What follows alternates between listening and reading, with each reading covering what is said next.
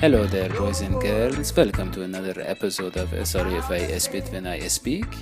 In this episode, we will analyze and recap the Bengals' win in a hostile environment in Baltimore in their 2014 season opener. So, the Bengals' defense looked great early. They got turnovers, and Vontaze Burfict was just amazing. He was all over the place, getting his hand on the ball and whatnot. Andy Dalton was sharp and he was efficient, and for the day he connected on 25 of 38 passes and he had 0 turnovers. And Hoji, I mean, even you can notice the change in Andy Dalton, and I know you've been critical of him in the past. That's right. And you know that it takes a big man to say, I was wrong, and I'm not going to do that. I'm not going to do that because I wasn't wrong, because he's just not very good. Listen, I mean, making the big plays is what matters. He wasn't making the big plays. The team as a whole was disappointing. The Bengals were horrible in the red zone. And what? They could only get field goals. You're gonna go all the way to the Super Bowl with field goals? Yeah. Huh?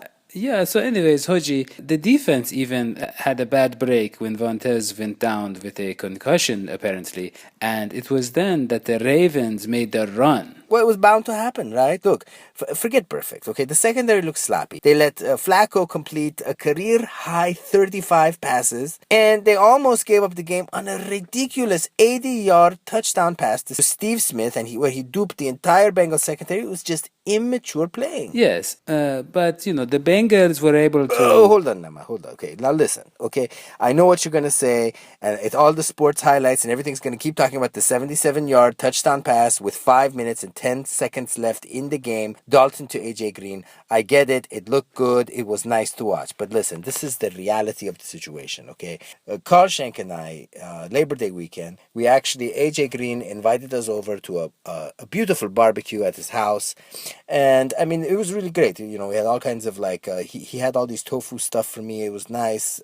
He's a great guy. And one thing I learned about him, he actually, when he was bringing over some cans of mineral water, he was juggling them. I was like, "You juggle?" He's like, "Yeah, I juggle." This is real. I'm not making this up. The man juggles, okay? And he was telling me that this is like an important part of who he is as a receiver, because there's ball handling and all that, and it shows. It was also another lucky pass on the road against the Ravens for Andy Dalton. How many times is this going to happen? I mean, remember last year he tipped the ball to Green. He tied the game at the end of the fourth quarter. I've been trying to figure out what this is about Dalton and Baltimore and these long bombs. The only theory I have right now is crab cakes. I don't see the relationship, Hoji. Well, crab cakes, they're causing him gas. You want to release the gas. You just want to throw everything off. I don't know, but you can't do this next week with the Falcons. He can't be throwing and hoping. You got to know what you're doing, and you can't be relying on the field goals.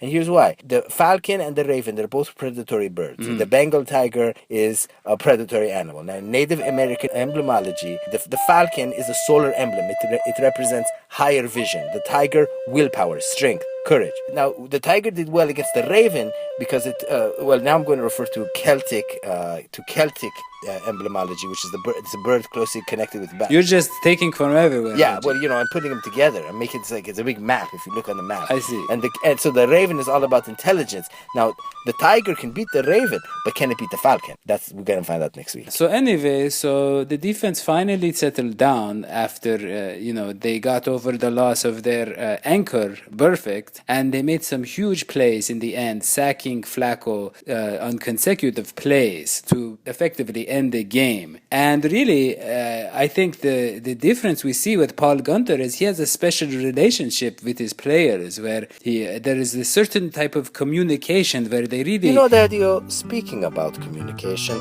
I wonder if the boys and girls out there have heard about probably the greatest invention in the past 4 centuries, the Takara Bilingual Dog Translator. Human beings have been communicating and understanding what other human beings have been saying for 200,000 years. Well, the time has come and times have changed. We are now entering into a new era of communication, a new era of ideas, where we will understand what dogs are saying. The Takara Bilingual Dog Translator. Yeah, so great. And we will see you guys next week. Don't forget, when you want to beat the Falcons, the emblemology says you can't do field goals. We'll see you next time, boys and girls.